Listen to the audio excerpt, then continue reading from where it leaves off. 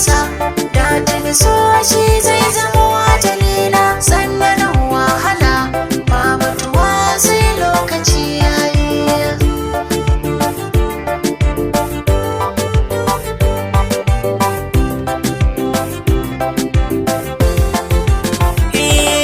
Labari zana baku akan soyayya da shawiya, ku biyo na sanni yadda ta karke ni da masoyiya.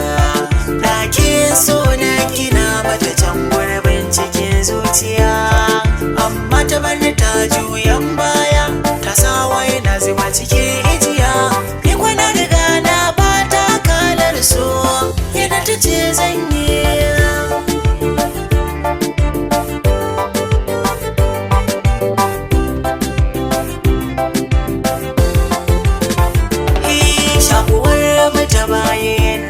Soyayya zan faɗa, wasa muke dariya kalmar so me cikin rada. So ya kai so hakika Allah shi ne ya hada. Shakuwa da juna manya a takaice dai na ganin maman dace. Gani na ma rashin takwarai zai sani na sha wuya.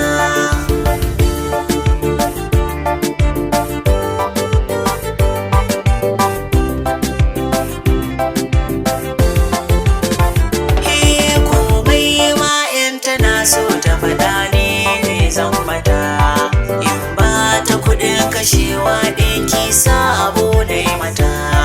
Na gane so makaho ne shi yasa na bata.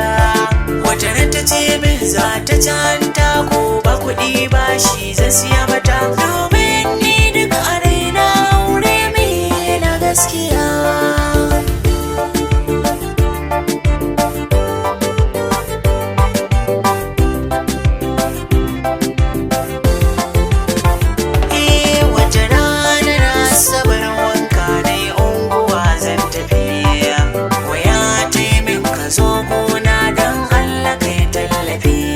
Zuciya ta yi sanyi na kama gabata na tafiya, da zuwa na ganta tana yi kuka ta ce abin suna kira na ba shaka. Ina zuwa da rukusawa ne gaban su na sunkuya.